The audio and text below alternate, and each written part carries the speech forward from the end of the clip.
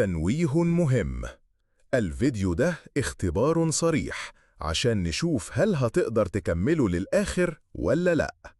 جهز مشروبك المفضل عشان الفيديو ده طويل، ويلا بينا نشوف دماغك لسه شغالة ولا عفنت خلاص. ومفيش أي مشكلة لو قررت تقسم الفيديو على مراحل، المهم إنك تشوفه لحد الآخر. يا جماعة، هل عمرك مسكت تليفونك عشان تعمل حاجة معينة، تبعت رسالة شغل، تشوف أي حاجة مهمة، ساعة وساعتين من الفيديوهات القصيرة أو على التليفون مرة واحدة؟ وأنا كنت فاتح التليفون ليه؟ لو إجابتك يبقى الفيديو ده ليك. النهاردة هنتكلم عن الخيط الخفي اللي بيربط ما بين موبايلك وبحر الفيديوهات دي اللي ما بتخلص، وبين إحساس تضييع الوقت والفراغ الكبير، والأخطر انتشار ثقافة التفاهة. موضوع بقى للأسف خطير يا جماعة، تابع معايا.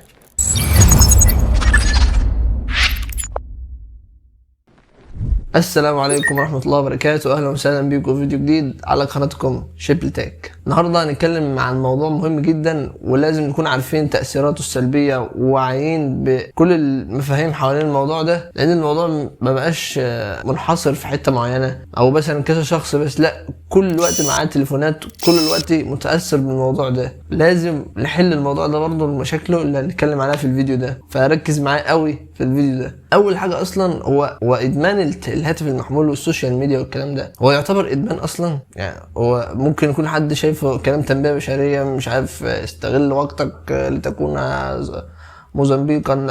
هل الكلام ده اصلا فعلا هو ادمان، ولا الكلام ده تحذير وخلاص من حاجه مجهوله مش عارفينها فبنحذر منها وخلاص؟ ده اللي هخليك تفهمه في الفيديو ده ان شاء الله. يعني خلينا نأصل المشكله. اول حاجه في حياتك، اي حاجه جديده او اي حاجه عموما انت عايز تعرف هي اصلا كان المغزى منها ايه او اتعملت ليه اصلا، حاول تشوف اصلها، يعني تجيب الاصل بتاعها، تبحث وتشوف واصل الحاجه دي كان ايه. الاول التليفون او الهاتف المحمول، كان التليفون اللي بزراير ايام زمان كان بس مكالمات. انا بعمل مكالمات، عايز اتصل على شخص معين، عايز ابعت له رساله نصيه SMS، بس ده اللي كان التليفون، كان ده وظيفته. بدا شويه بعد واحده التليفون بقى يبقى فيه كاميرا، لا انا ممكن اتكلم عادي مع اللي انا عايز اكلمه صوت وصوره في التو واللحظه. لا بعد كده بقى لا، التليفون بقى تاتش، فتح المجال ان انا اعمل حاجات كتير قوي. يعني انا ممكن اعمل اي حاجه حرفيا على التليفون، في تطبيقات، في عالم تاني اتفتح. بدات السوشيال ميديا بتظهر مع المواضيع دي. السوشيال ميديا ظهرت يقول لك منصات التواصل الاجتماعي، هنوصل بعض وهنتكلم مع بعض عشان نتكلم مع بعض، نوصل بعض، نبقى مجتمع. خلاص العالم كله بقى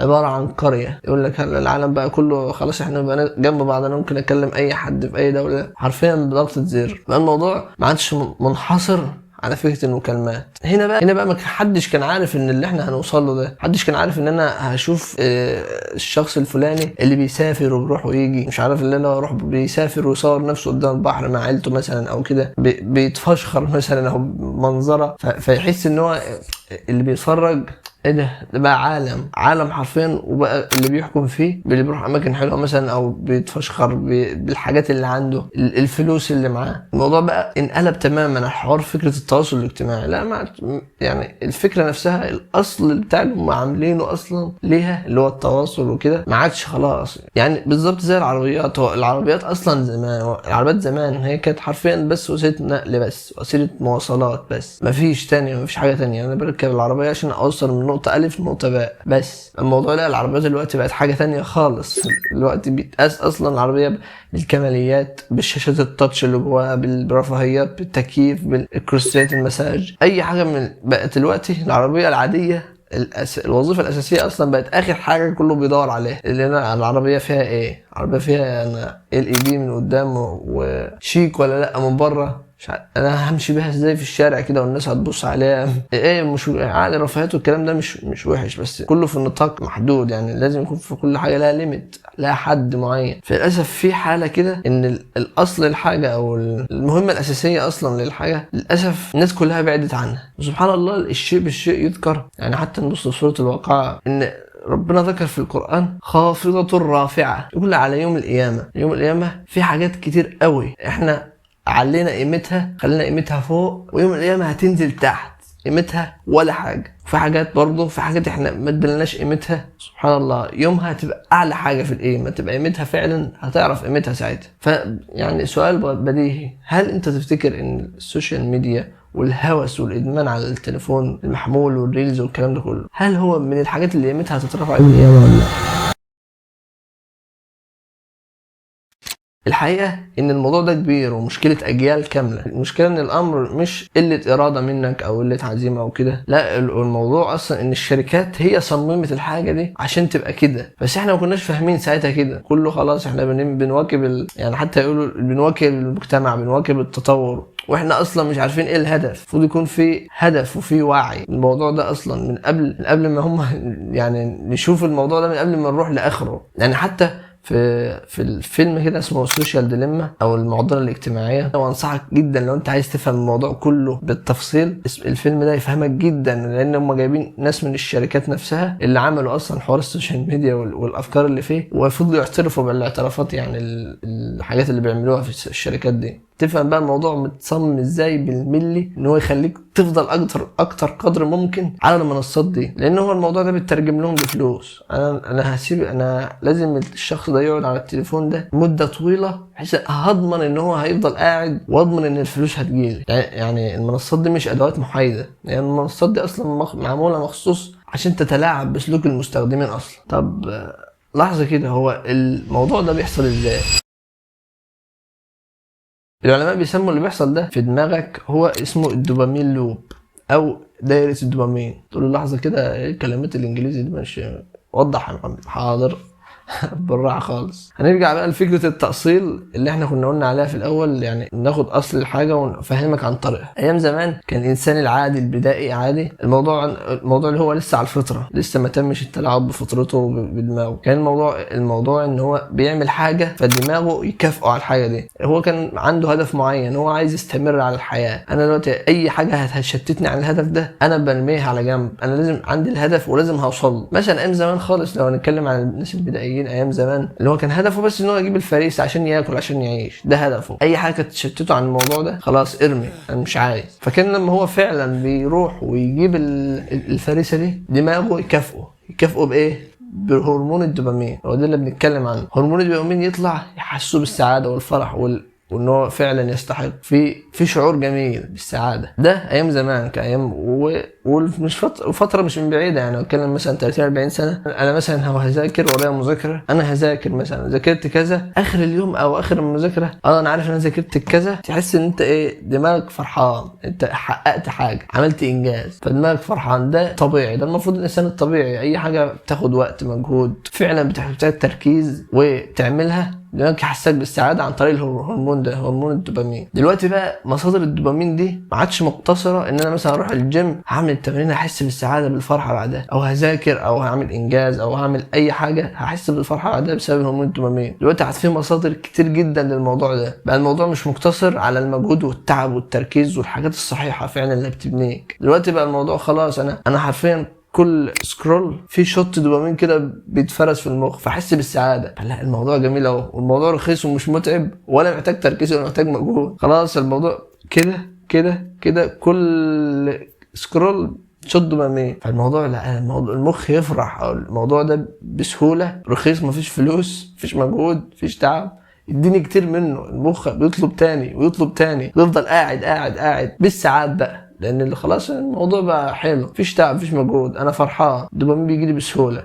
الموضوع اشبه بالمنشطات، الموضوع حرفيا اشبه بالمنشطات والمخدرات وكده. لو هنقسم الادمان، يعني لو هنقسم الادمان، هيقول لك في ادمان سلوكي، في ادمان كيميائي. الادمان الكيميائي اللي كلنا عارفين، واحد بيضرب حقن، واحد بياخد بودره، واحد مخدرات، حشيش، بتاع، كلنا عارفين وربنا عافينا. والادمان السلوكي بقى مفيش ماده معينه بتتاخد او حاجه كيميائيه، لا، هو الموضوع متعلق بسلوك قهري متكرر. المشكله بقى الاكبر ان الموضوع الادمان السلوكي ده بيعمل نفس التاثير اللي بيعمله على الدماغ الادمان الكيميائي. هتلاقي نفس النتيجه بتحصل للمدمن، سواء مدمن بقى يبقى سوشيال ميديا، ادمان هاتف، ادمان اي حاجه فعلا، بتلاقي نفس التاثير بيحصل عليه من اللي بيشرب مخدرات وبيشرب كحول، بيشرب الكلام ده كله. في حتى تشبيه كده يقول لك اتش ريل او اتش شورت فيديو او اتش سكرول لايك ا تايني شوكليت.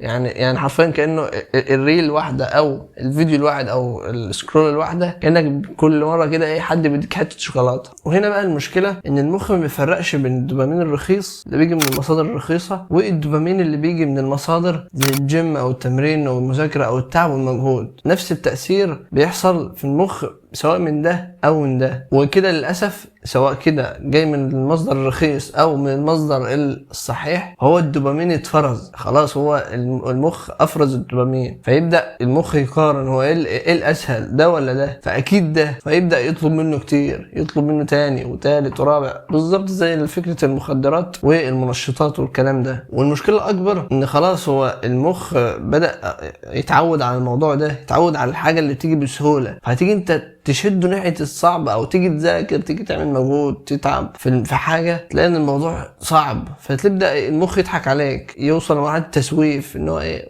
بعد شويه لما اكبر مش عارف لما ايه تسويف والمماطله والكسل. ليه؟ هو اتعود بقى الموضوع ده حلو، انا بقى المخ فرحان بالموضوع ده، الموضوع ده سهل بيجي بسهوله ولسه هتعب واعمل عشان يجي نفس النتيجه. ليه؟ طب ما انا زي الفل اهو. ابدا بقى والمخ في السايكل دي وما بيخلص السايكل ده، ما بتخلص غير لما انت توقف وتاخد قرار وتوقف الموضوع ده وتتعب، عشان الموضوع ده مش سهل انك تجيب المخ من الدوبامين اللي بيجي بسهوله ده الدوبامين اللي هيطلع لك بصعوبه ومجهود. فلازم تعب ومجهود منك عشان توصل الطريق الصحيح. عموما هو احنا مش هنعيش كده، ما ينفعش نعيش كده يا جماعه. ده هو كله في حد حياته كلها تبقى كده قاعد بيعمل كده يعني ده عبد حرفيا، انت كده عبد، انت بتعبد الحوار ده كده. وحتى هنا بقى نتكلم يعني في نقطه مهمه، في 3 حاجات كده ما ينفعش اصلا في حاجه تتعمل بدونهم. وانا مثلا الثلاثي المهم يعني التركيز اولهم، الصبر والوقت. 3 دول تقريبا اي حاجه في الحياه ما ينفعش تتعامل من غيرهم اصلا، سواء بقى عشان تذاكر بقى للكليه، تذاكر علم شرعي، تذاكر اي علم في الدنيا كلها، لغه، تتعلم حاجه جديده، تتعلم مهاره، تتقن اي حاجه تجي توفرك دخل خارجي، تتعلم سايبر سيكيورتي امن سيبراني، تتعلم داتا ساينس او العلم البيانات، تتعلم مونتاج، تتعلم جرافيك ديزاين، تتعلم تسويق، تتعلم دينك اللي هو اهم حاجه برضه، نرجع تاني اللي هو اهم حاجه اصلا، تتعلم بقى اي حاجه. لازم الثلاثي دول موجودين. يعني يمكن انا عرضتهم دلوقتي لانه فعلا في ناس بتتحجج ان مفيش حاجه تعملها، ده كله موجود مفيش حاجه تعملها، ده كله موجود مفيش حاجه خد اي حاجه يا عم، خد اي حاجه واعمل اي حاجه، ما تقعدش كده بقى ما تعرفناش. فتيجي انت بقى بسبب السوشيال ميديا والادمان السوشيال ميديا والادمان الهاتف، حرفيا مفيش ولا واحد من دول بسبب الموضوع ده. فانت مفيش اي حاجه هتعملها، مفيش اي حاجه هتعملها، تبقى قاعد كده سر يعني محلك سر وخلاص، يلا الشاي يما. فنرجع بقى للدايره دي، انت يقول لك لا انت هتتسال يوم القيامه عن عمره فيما افناه، هتقول ايه؟ ما هتقول ايه الكلام ده؟ والله ليا وليكوا يعني، مش ما فيش حد كبير على النصيحه، بس فعلا واقول لك لا ده عن شبابي فيما افناه كمان. واصلا معظم الموضوع ده اصلا والسوشيال ميديا والتليفون الشباب هم اللي واعيين فيه. يعني طبعا الموضوع بقى يعني دلوقتي للاسف في ناس كبيره قوي، يعني حتى الواحد بالكسف يعني يقول له ايه يعني كلام واحد كبير يقول له سيب التليفون. الموضوع برضه بقى الموضوع خرج عن السيطره شويه. ونيجي برضه لنقطه مهمه جدا، وانت دلوقتي لما انا خلاص انا عرفت ايه اللي بيجذبك، عرفت ان انت ضايع في ايه او ماشي في ايه، وعرفت ايه اللي بياخد انتباهك، وعرفت ايه اللي بيجيبك، فانا خلاص انت بقيت تبعي، انت بقيت بتاعي، هعرف اجيبك من هنا واعرف ادخل لك من هنا. عايز ادخل لك افكار معينه، عايز ادخل لك اي حاجه، عايز اتحكم فيك، هجيلك من الحته اللي انا جذبتك ليه وانت فرحان بيها برضه. الموضوع يبدا انك ايه، بدات تبقى تحت ايدهم، تحت ايد صناع السوشيال ميديا والمليارديرات المسكين العالم دلوقتي، وكده انا اتحكمت فيك انت شخصيا، انت بقيت تحت ايدي، تحت طوعي، وانت فرحان وانت مش حاسس. وهنا بقى لازم نفهم هو المعلومة لما انت يعني انا دلوقتي عايز احصل على معلومة بعمل ايه؟ في الغالب اللي كلنا مثلا انا عايز احفظ مثلا حاجة، عايز احفظ مثلا صفحة، فانا في الغالب التكرار اللي انا هقعد اقراها تكرار الموضوع ده يتنقل للذاكره الدائمه ان انا احفظها. فبسبب الموضوع السوشيال ميديا وان مفيش تركيز ومفيش صبر ومفيش اي حاجه، فيبدا يبص المخ ذكي يفهم بقى هو الموضوع ده بياخد وقت ليه ومجهود. طب ما التليفون في ايدينا، النت ما بين ايدينا، هو انا لسه هقعد احفظ واتعب ليه؟ فيبدا يعتمد على ذاكره خارجيه اكسترنال ميموري. انت خلاص بقى وانا هقعد احفظ ليه يا جماعه؟ الموضوع سهل يا جماعه، واحنا عايشين في في كوكب ايه؟ ما المعلومات على النت يا جماعه، هقعد احفظها ليه؟ فيبدا يمنطق لك الموضوع فتحس ان لا طب ما صحيح يا جماعه نحفظ ايه؟ فخلاص فتبقى انت حرفيا عبد للموضوع، انت بقيت حرفيا من غير دماغ، من غير اي تفكير. عشان كده المذاكره بقت تقيله قوي، المذاكره بقت صعبه قوي. يعني حتى لو الحاجات الطبيعيه يعني ممكن يعني مثلا مذاكره ساعه ساعتين مثلا، الموضوع ده ايام زمان اصلا مذاكره ساعه ساعتين دي ولا حاجه. ايام زمان عادي، انت ممكن تقول لحد حتى لو سالت اي حد قريبك كبير اكبر منك في السن ساعه ساعتين عادي يعني، فاهم ايه المشكله؟ تيجي دلوقتي ساعه ساعتين ايه ده؟ وفعلا انا والله انا الكلام ده انا بقوله ليه انا قبلكم، الموضوع فعلا مأثر علينا. يبدا برضه تشويش المشاعر. انا دلوقتي لما بتفرج على حاجه مضحكه، حاجه حزن، عزا، حاجه لا مؤاخذه حرام، رقص، مش عارف اي حاجه، المهم ان الفيديوهات متناقضه. انت بتتفرج على حاجه تضحك وبعدها تعيط وبعدها تفرح، حاجات كده ورا بعض مالهاش علاقه ببعض، فيبدا عندك تناقض في المشاعر، يبدا مزاجك يبقى متقلب. انت قاعد كده مره واحده انا مش طايق نفسي، تقول لي ليه يا ابني يا حبيبي ليه مش طايق نفسك يا حبيبي؟ ما فيش اي حاجه حصلت، هو قاعد كده من نفسه انا مش طايق نفسي. تقول له ليه؟ ما اعرفش مش طايق نفسي. يعني حاسس حتى تلاحظها، ممكن تلاقي مثلا ايه، تلاقي حد بيتكلم معاك يعني بدا يركز معاك شويه، مره واحده كده تلاقيه بص كده سرح من معاك من في حته تانية، ممكن يكون باصص لك اصلا وهو دماغه في حته تانية. تقول له يا ابني كذا، يقول لك ايه انت بتقول ايه؟ مره واحده كده. الموضوع ده متكرر يعني ممكن يكون ده موجود زمان بس دلوقتي الموضوع زاد. يعني ممكن تلاقي في نفس المحادثه انت بتتكلم مع حد دلوقتي في نفس الموضوع اللي بتتكلموا فيه، ممكن يحصل الموضوع ده كذا مره. من الناحيه التقنيه بقى نيجي نبص للموضوع، هنلاقي ان الشركات بتعتمد على الخوارزميات، الالجوريثمز دي مصممه خصيصا انها تعرف مداخلك ومخارجك، تعرف انت مهتم بايه، تعرض لك فيديو ساخر مثلا، فيديو ضحك، فيديو هزار، فيديو مثلا محزن، فيديو ديني، فيديو غريب، يعرض لك كذا حاجه. انت بيشوف تفاعلك معاه. انت دلوقتي وقفت قدام البوست ده قد ايه مثلا، وقفت مثلا قدامه 15 ثانيه، في بوست تاني انت وقفت قدامه ثانيه وقلب خلاص سيبك منه، في بوست تاني وقفت عنده 20 ثانيه، في بوست تاني 30 ثانيه، ابدا اعرف انت وقفت قد ايه عند البوستات مثلا او عند الفيديوهات معينه، فاعرف ان ده اهتمامك، فاعرض لك منه كتير. فنخش في الدايره تاني اللي احنا قلناها من الاول، اعرض كتير، مخك دوبامين يتفرز كتير ورا بعضه، فالدايره احنا في دايره مفرغه ما بتقفش. وفعلا من اهم الاسباب اللي خلتنا اصلا نبدا اصلا ادمان السوشيال ميديا او ادمان الهاتف، من ضمن الاسباب يعني في اسباب كتير بس انا بتكلم من ضمن اهم الاسباب الفضول، ان احنا عايزين نعرف ايه، عايزين نعرف ايه اللي موجود، ايه اللي رايح، ايه اللي جاي، في فضول وفي الفضول ده لو زاد عن حده بيقلب ضده خالص. يعني نيجي لسبب تاني وهو مهم برضه، هو الفراغ، اللي احنا مش لاقيين حاجه نعملها. انا عندي وقت فاضي، يقول لك انا بضيع وقتي. يعني الكلمه دي يا جماعه اصلا مش موجوده عندنا. المفروض انت كمسلم اصلا مفيش حاجه اسمها عندك انا بضيع وقتي، مفيش حاجه اسمها وقت فراغ،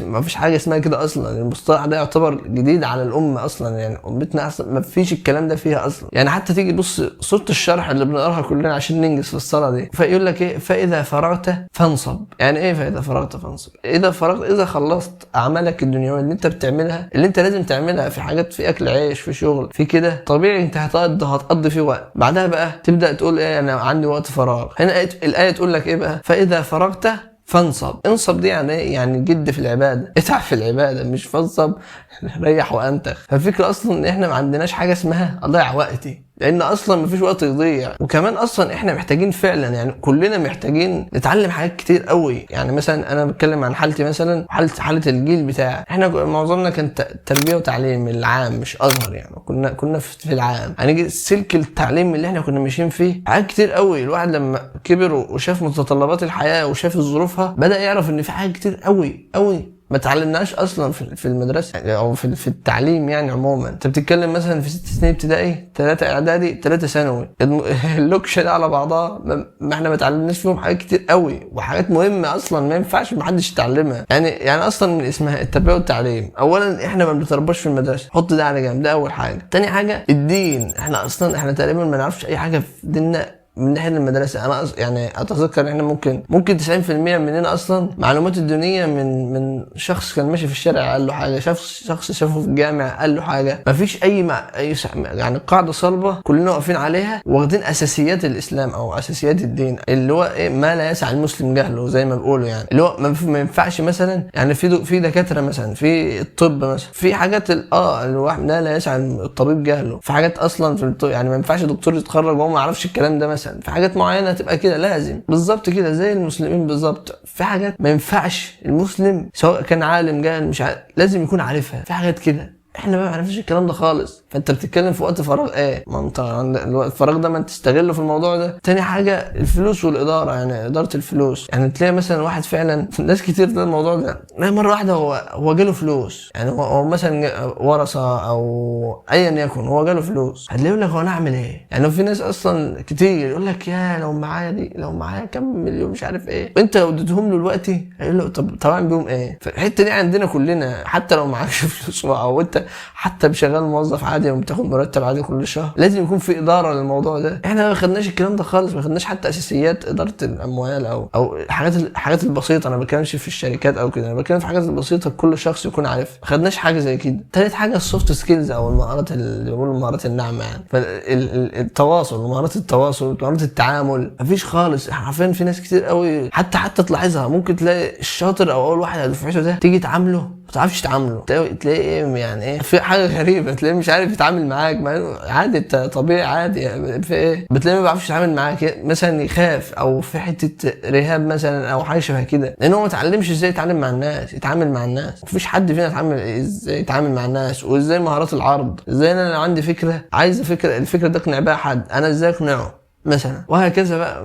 مفيش حاجه اتعلمناها من الكلام ده كله. فده كله جاي من ايه؟ ما اتعلمناش الكلام ده في المدرسه. احنا بس اتعلمنا العلوم البحته، الرياضيات، العلوم، الدراسات، الكلام ده كله. ايوه ما انا هعمل ايه انا وانا هكلم الناس بالدراسات او اكلم الناس بالعلوم؟ لما اجي هشتري من الراجل اقول له هات لي ان اتش 3 يعني.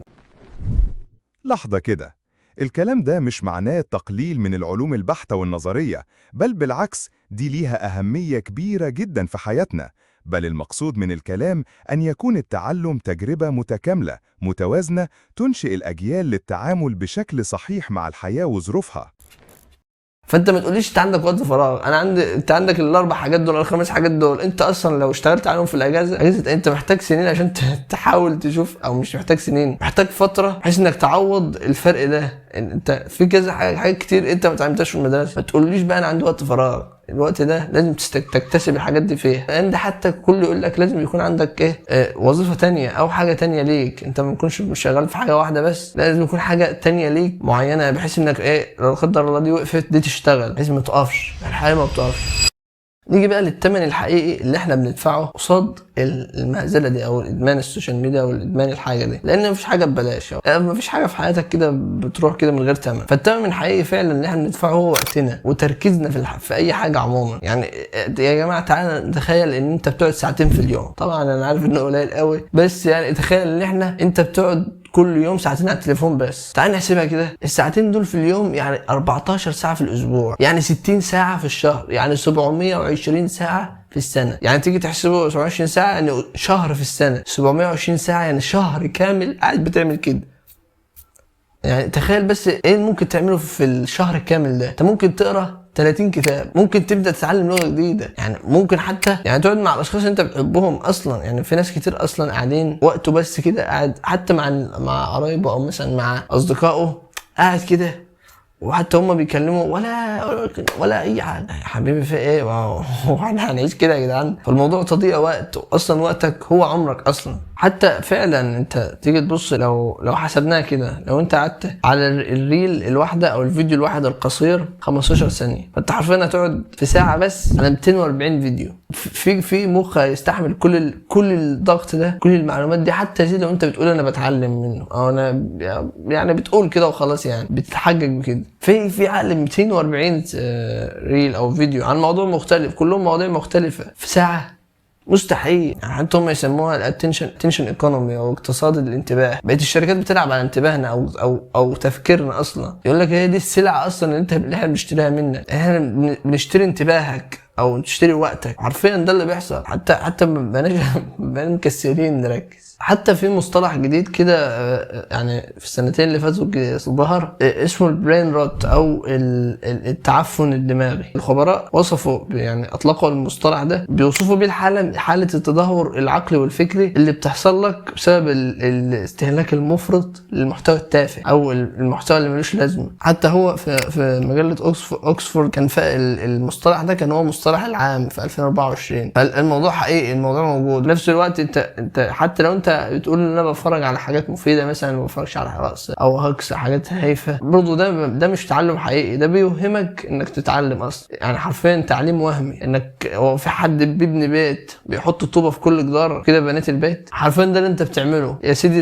افترضنا ان انت حفظت المعلومه وفعلا اتعلمتها، حطيت طوبه في جدار مثلا كده، نبص على الجدار تاني مثلا انك شفت فيديو ديني مثلا، وهكذا. انت الاربع جدران بتوع البيت ما فيهمش غير 4 طوبات حرفيا، في كل جدار طوبه. فانت فين اللي انت بنيته؟ مفيش اي حاجه اتبنت. تعليم وهمي كله. وده يودينا للكارثه الحقيقيه اللي احنا بنعيشها كل الوقت. احنا بقينا نقدر التفاهه، الترند السريع، على القيمه الحقيقيه الفيديوهات الحقيقيه تعلمك محتوى فعلا. بقينا بنقدر اللقطه على الحرفه، حتى بنقدر التفاهه على العمق والمعلومات اللي بتحتاج فعلا عمق وتفكير. طبعا ده بقى بيأثر بقى على قيمنا، مبادئنا. في الاخر المحتوى التافه ده قيمته حرفيا عدد اللايكات بس. هو حرفيا الشخص برضه فعلا نيجي نبص ان الشخص اللي بيصنع محتوى تافه او المحتويات اللي ملهاش لازمه دي، هو حرفيا بعدها بفتره بيبدا يلاقي ان هو اصلا قيمته صفحه. يعني هو تلاقي هو ماشي هو في حياته كده، ممكن تقول له انت عباره عن صفحه اصلا، انت ولا حاجه. انت عباره عن الصفحه دي كده، انت ولا حاجه، لانك انت ما عملتش محتوى مفيد او حاجه تعيش معاك. انت حرفيا اللقطه خدتها بس كده. نشوف اللقطه اللي بعدها، ده الترندات. عشان كده مش ده اللي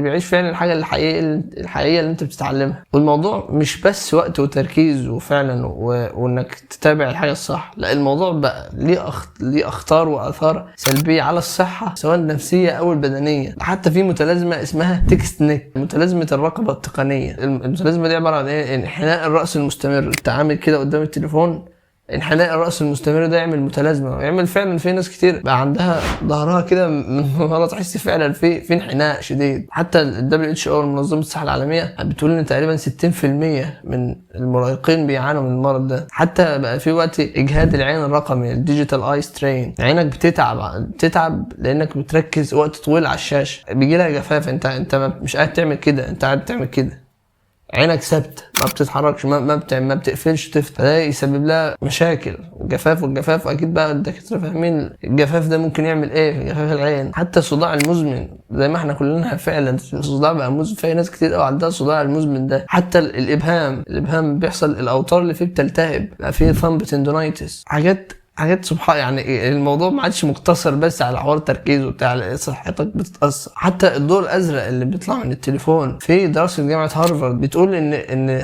هرمون الميلاتونين هو بيساعد على النوم، او هو اصلا بيخلي الواحد ينام. ده الضوء الازرق بيسبب ان هو يقلله ل 50%. فده يبقى في قد الارق، السبب الا في النوم او في عدم ارتياح في النوم. الساعه البيولوجيه بتاعتك بتخرب حرفيا. بالنسبه بقى للمستوى النفسي، في دراسات كتير قوي اثبتت ان الموضوع مرتبط حتى بالاكتئاب والعزله الاجتماعيه. بقينا نشوف دلوقتي فعلا في عزله غريبه. اصلا احنا جيلنا يعني او جيلنا على المظون في ناس كتير قوي عندها حوار الرهاب الاجتماعي. يعني ما تلاقيش قاعد مثلا مع اصحابه بيخاف يطلع يقابل حد قريبه جاي يزورهم، مش عارف. الموضوع ده اصلا موجود. فانت لما تديله التليفون، الموضوع بقى سهل جدا. بقى انت وفرت له البيئه الخصبه اللي هو عايزها. هو بقى التليفون ومعاه كل حاجه. انا دلوقتي عايز اشوف اي حاجه، عايز اعمل اي حاجه يا سيدي، عايز اجيب طلبات من السوبر ماركت، اكلمه يجي لي. حتى مش لازم اطلع اشوفه، حتى اقول له سيب لي على الباب وهدفع لك فودافون كاش مثلا او نستبي. الموضوع بقى حرفيا عزله تماما. حتى بقينا نعيش دلوقتي حوار المسؤوليات من ادوار العلاقات او من متطلبات العلاقات عموما. طبعا لما هم علاقه مع حد بيكون ليك واجبات وحقوق. فالموضوع حتى المسؤوليه دي، او مثلا لما يكون عنده فرح او عزاء، فبتضطر انك تروح له مثلا او تعزيه وهكذا. فيقول لك انا مش عايز اوجع دماغي، انا مسؤوليات بتاع ايه، من الناس عايشه وبتاع.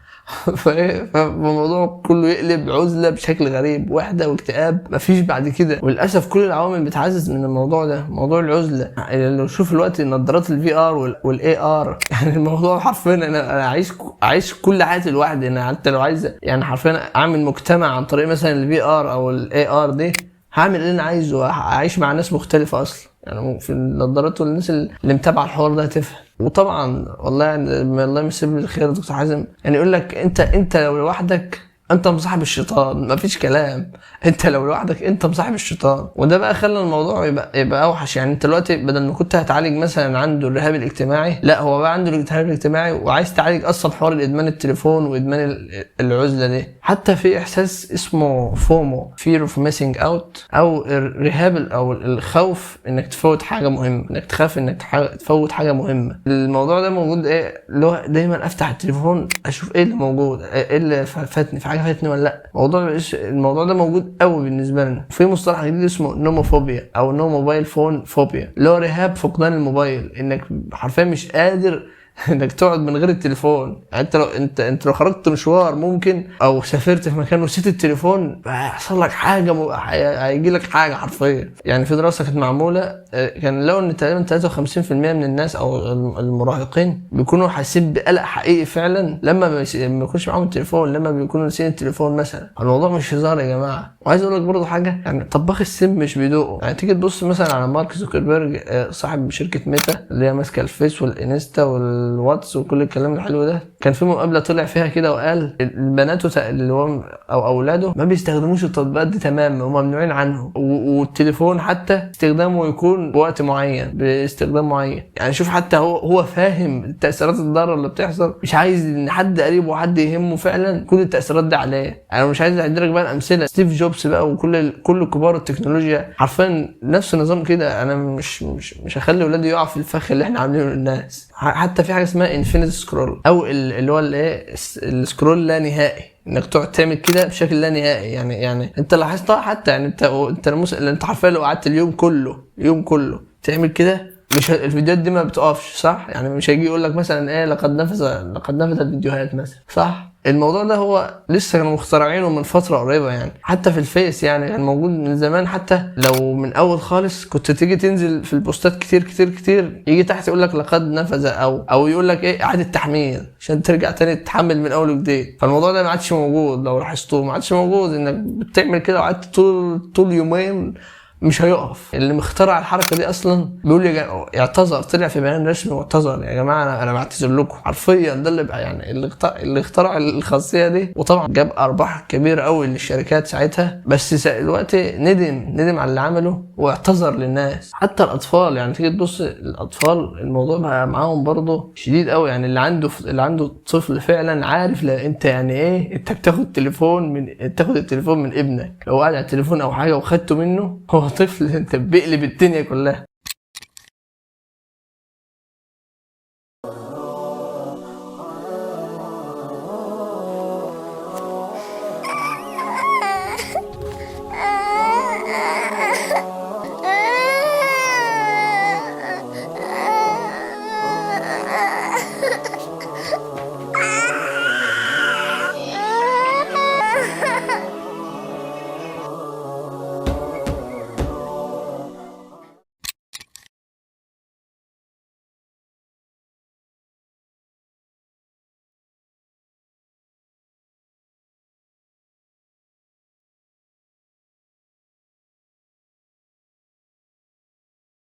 ركز لي بقى في الفيديو ده بالذات. هنا الأم زعقت للطفل على التليفون وانت ما ذاكرتش وكده، فهو سمع الكلام وقام يذاكر فعلا. راح هو مخليها قاعدة بتتكلم في التليفون ومش واخدة بالها وخبطها على دماغها، فالأم على طول نامت مكانها وهو أخد التليفون. شفتوا الموضوع وصل لإيه؟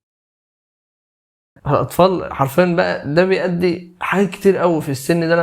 لما بيتمش السيطره على الموضوع ده تلاقي عندهم المهارات اللغويه ضعفت خالص، وعنده اضطراب في النمو العاطفي. تلاقيه فعلا ما يعرفش يفهم في العاطفه قوي لما يكبر او كده، ويطلع برضه ما عندوش تصور واقعي للحياه. حتى يلاقي المحتوى اللي بيشوفه مش من الواقع، هو الواقع اللي هو عايش فيه مش زيه خالص. يقول لك حتى لما يكبر يقول لك انتوا ايه ده، انتوا عايشين ازاي؟ ولا الناس اللي كنت بتفرج عليهم دول هم دول عايشين برضه في حته تانية. فتلاقي الواقع هو مش عارف يتعامل معاه. هو اللي جابني هنا اصلا في ايه يا جدعان؟ فالموضوع لازم حل، وحل بدري قوي. وتلاقي ان الشخص اللي بيكون عنده معرفة سطحية عن حاجة، معرفة سطحية خالص عن اي حاجة، بتلاقيه يقول لك انا ملم بكل حاجة وعارف وعامل فيها فنان، وهو كل حاجة، وهو اصلا مش فاهم اي حاجة ولا عارف اي حاجة في اي حاجة، وحتى ما عندوش 1% من المجال نفسه، بس هو عنده حاجة سطحية كده اسمها في اي حاجة. وللاسف الموضوع ده بيزودوا حوار السوشيال ميديا والفيديوهات الكتير، بيتعرض لحاجات كتير فيحس انه عارف حاجات كتير، يقول لك انا فنان، انا مش عارف انا جيت هنا ليه اصلا. وده فعلا بيحصل بسبب سهوله الحصول على المعلومه. حتى اسمه دانين كروجر افكت، ان فعلا اي حد في يعني اي حد في المجال، يعني اي حد متوغل في مجال، هو فعلا خبير في المجال ده، لو سالته قلت له انت عارف المجال كله، او فعلا يقول لك، هو لما يسمع حد يقول انا فنان ومفيش حد زيي وبتاع، بتلاقيه يضحك كده ويقول لك ايه احنا عارفين. ده هو اصلا الخبير الحقيقي في المجال، او عارف فعلا ان معلوماته حقيقيه، يقول لك لا احنا والله لسه بنتعلم. لانه عارف ان اي حد في اي مجال يقول لك كلما ازددت علما بانني جاهل او بجهلي. حتى الامام الشافعي تقريبا كان يقول كده. اخر حاجه بقى والخبر الحلو ان احنا لسه في ايدينا موضوع السيطره، واحنا لسه في ايدينا نسيطر على الموضوع ده. والحل مش انك ترمي الموبايل لا طبعا مش ده الحل. الحل انك تستخدمه بوعي، تسيطر عليه، تحدد لنفسك وقت، تحدد لنفسك محتوى تشوفه، تحدد لنفسك وعي تهتم بيه. هو التليفون او المحتوى اللي عليه ما ينفعش يجيبك يمين وشمال، فين دماغك، فين الفلتره. وهنتكلم بقى على بعض الخطوات يعني ممكن تعملها عشان يعني يكون الحل احنا سودناه في وشك. فالموضوع لازم نحل الموضوع، مش هينفع نسيبك كده. اول حاجه لازم تعترف اصلا بان في مشكله. يعني اول خطوات علاج اي حاجه انك تعترف اصلا ان في مشكله. يعني انت لو انت مش شايف اصلا ان دي مشكله، لو انت شايف ان ايه يعني ما انا قاعد على التليفون، لو انت مش شايفها مشكله مش هتبدا تحلها. فانت لازم تعترف ان دي مشكله. وانا يعني الفيديو من اوله لحد دلوقتي هو بيتكلم عن انه يقنعك ان هي دي مشكله فعليه، فهي مشكله فعليا. الخطوه الثانيه انك يكون عندك وعي ومراقبه. يعني شوف في التليفونات تقريبا معظمها كلها دلوقتي فيها السكرين تايم او مده استخدام الشاشه او الجهاز. دلوقتي ابدا شوف انت بتستخدم التليفون قد ايه اكتر تطبيق انت بتستخدمه، اعرف انت اللي بتستخدمه اصلا وليه، ايه الدوافع وراه، ايه ازاي انا اقلل منه. يعني في حاجات كتير قوي انت اصلا تيجي تبص هتتصدم فعلا لما تيجي تبص في السكرين تايم. انت ممكن مثلا تقعد في اليوم 7 ساعات، ممكن لو قلت لك كده قبل ما تشوف التليفون في الخاصيه دي ممكن تقول لا يا عم انا 7 ساعات ايه وبتاع ايه، ده ساعتين بس في اليوم كده بنقضيهم بنرفع عن نفسنا. وتتصدم فعلا، بتصدم بالارقام، والارقام هي اللي هتحسب. الارقام مش هتكون في صالحك او في صالحك، الارقام هتقول الحقيقه. هنشوف الموضوع ده، نبدا بالمراقبه والوعي. وعي نفسك عن الموضوع ده، سيبك ما تتفرجش على الفيديو ده بس، في فيديوهات كتير قوي تشرح الموضوع ده، وخد الموضوع باتجاه اوسع. يعني انت اصلا لما تيجي تبص للموضوع من بره، هو ايه ده، هو حته التليفون ده عمل ده كله، يعني شويه بتاع الفيديوهات اللي بشوفها دي ال 15 ثانيه دي عمل ده كله. فسبحان الله هي مش بيها، هي بالتأثيرات اللي بتعملها، وكل حاجة مرتبطة ببعضها. فلازم نكون واعيين الموضوع ده. تالت حاجة مهمة لازم تعملها حوار الإشعارات، إنك تقفلها. يعني فعلا أنت لما تيجي تبص هو إيه اللي بيشدك أصلا إنك تفتح التليفون. لو أنت قاعد مثلا كده ومش أنت دلوقتي مش ماسك التليفون، ايه اللي بيخليك تفتحه؟ من اهم الاسباب اللي خليك تفتحه، اهم الاسباب حوار الاشعارات، اللي هو بيجي لك كده ايه، رساله تنبهك، ده شوف فلان عمل لك لايك، فلان عمل لك اعجاب، فلان عمل لك على حالتك مش عارف، فلان علق على رسالتك، وهكذا. فبيقعد يفكرك. هو فعلا زي ما هم بيقولوا، فعلا هو اهم حاجه ان هو تفضل على المنصه اكتر وقت ممكن. والتطبيقات بقى اللي انت اكتشفت انها اكثر ادمانا او انت بتقعد عليها كتير، حاول تحذفها. يعني لو انت خلاص انت مش قادر تحذفها في اول خطوه، اقفل الاشعارات بتاعتها الاول، خليه ما يشدكش فيها ليها الاول. ابدا بقى بالراحه كده تمسح التطبيقات دي. والله يعني حتى الحوار فعلا الرهاب ده، انك تخاف ان في حاجه هتفوتك، ده ما بيحصلش. ما فيش حاجه مهمه هتفوتك. يعني ما تفكرش ان انا لو مسحت الفيس لا ده الدنيا كلها هتتقلب وانا ابقى عايش كده لوحدي ومش عارف. لا، الحاجه المهمه هتوصلك. يعني حتى زي ما بيقولوا، يعني الطلقه اللي هتاخدها ولا هتسمعها ولا هتشوفها. تصدق ما حسيتش بيها خالص. فالموضوع لا، انت مش بعيد. يعني انت لو مسحت الفيس والانستا لا عادي، انت الاخبار اللي هتهمك هتوصلك. الموضوع بيجي بتدريج، مفيش حاجه مره واحده، بس انت لازم تاخد القرار ان خلاص لازم نوقف. يعني حتى يا جماعه الالوان اصلا، وازاي تصميم الالوان والتليفون اصلا تصميمه كده فعلا تصميم مميز، وهو فعلا التصميم من اهم العوامل اللي بتجذبك للتليفون والكلام ده، الالوان نفسها. يعني جرب كده، يعني ودي من احد خطوات العلاج. جرب كده تخلي الموبايل جراي سكيل او الرمادي اللي هو الابيض واسود، في وضع كده في التليفون جراي سكيل، حاول تفعله كده. والله انت هتكره التليفون اصلا يعني بالوضع ده هتحس التليفون ابيض واسود بس، مفيش اي الوان، مفيش اي حاجه، التطبيقات كلها ابيض واسود، كل التليفون ابيض واسود. جرب كده والله، جربه وفعلا هيساعدك قوي في انك تسيب الموضوع ده. وفعلا من اهم العوامل اللي فعلا هتسيب التليفون عشانها او الفيس والكلام ده او السوشيال ميديا، اللي يكون في هدف اصلا. يعني ما يكونش انت قاعد كده والله يعني انا هسيب التليفون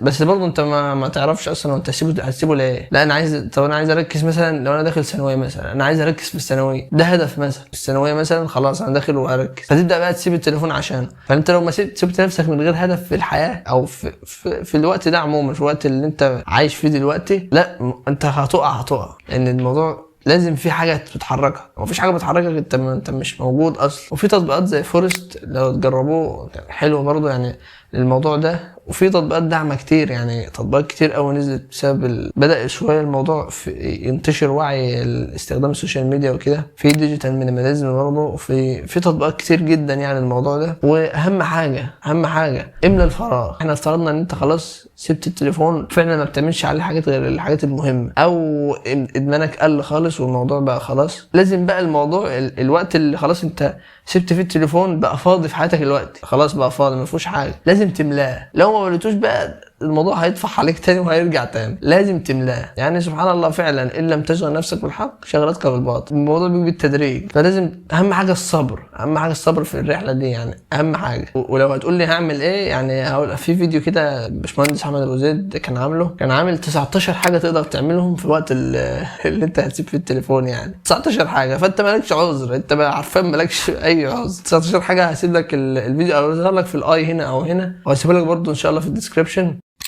حتى في حديث عن الرسول صلى الله عليه وسلم، كان في احد الشيوخ يعني شفتهم على اليوتيوب، يعني سبحان الله حديث قريب قوي من فكره الريلز او الفيديوهات القصيره. يعني سبحان الله هو الحديث بيقول: تعرض الفتن على القلوب كالحصير عودا، فاي قلب اشربها نكت فيه نكته سوداء، واي قلب انكرها نكت فيه نكته بيضاء، حتى تصير القلوب على قلبين، على أبيض مثل الصفا فلا تضره فتنة ما دامت السماوات والأرض، والآخر أسود مربادا كالكوز مجخيا لا يعرف معروفا ولا ينكر منكرا إلا ما أشرب من هواه. غير الشيخ كان بيشرح الموضوع ده، وفعلا الموضوع أشبه بالريلز أوي. أنت لو جبت حصيرة الوقت فعلا وبيعملوا حصير بيرفعوه كده على خطين كده، فعلا انت ان دلوقتي مسكنا الحصيره وفكناها هتلاقي الاعواد الحصير تنزل كانها فعلا كان ريلز او كان الفيديوهات القصيره. ولو جيت نفكر حتى لو احنا مش هنسبقه اصلا بالحصير او كده، وخدنا فعلا المغزى من الحديث ده ان كل ما فتنه تعرض عليك، الموضوع فعلا هو اليوتيوب والتيك توك والكلام ده والريلز والانستا هو ما هو الا اصلا معظمه ان ما كانش اصلا 99% منه فتن اصلا او حاجات ضاله. فعلا انت كنت طول ما انت قاعد عمال بينكت نكته سوداء في قلبك، ليه ما انت اصلا ما انكرتهاش، ما عملتش يا سيدي، حتى ما جيتش على 3 نقط مثلا وعملت نوت انترستد او غير مهتم بحيث ان المحتوى ده ما يظهرلكش تاني مثلا. لا انت فرحان عمال بتقلب زي الفل، حبيبي خش. فكل ما انت قاعد بينكت نكته سوداء لحد ما يبقى اسود، ويعني الله المستعان. خلي قلبك ابيض كده، قلبك زي الفل كده، خليك صافي.